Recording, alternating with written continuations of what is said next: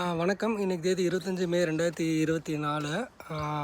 சாதி ரீதியான கொலைகள் திருநெல்வேலியில் நடந்துகிட்ருக்குன்னு சொல்கிறாங்க.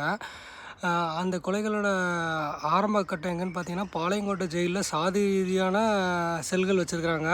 எப்படி சாதியை வளர்க்குறாங்களான்னு எனக்கு தெரியல. சாதியை ஒழிக்கணும்னு சொல்லி இத்தனை வருஷம் போராடுறாங்க. ஆனால் அதை ஒழிச்சாங்களான்னு தெரில. அறிவாலயத்தை வளர்க்காமல் அருவாலயத்தை வளர்க்குறது எப்படி சரியாக வரும்? இந்த மாதிரி சாதி ரீதியான கொலைகள் நடக்கிறத தடுக்கிறதுக்கு என்ன செய்கிறாங்கன்னு எனக்கு புரியல. ஆனால் ஜெயிலில் சாதி ரீதியான செல்களை வச்சு சாதியை வளர்க்குறாங்களான்னு நான் கேட்கணும். அது எப்படி தேவர், தேவேந்திரன், நாடார் இவங்கள சாதி ரீதியான கொலைகளை பெருசுப்படுத்தி காட்டுறாங்கன்னு எனக்கு புரியல. அது தவறு தான். ஆனால் அது இத்தனை வருஷமாக திராவிடம் 60 வருஷமாக அதை வளர்த்திட்டு இருக்காங்களான்னு எனக்கு ஒரு சந்தேகம் வருது. ஏன்னா ஈழப்படுகொலையில் ஒன்றுமே பேசாதவங்க சாதி கொலைக்கு மட்டும் பேசுகிறாங்கன்னா, அப்போ என்ன இது வச்சு ஒரு அரசியல் நடக்குதா?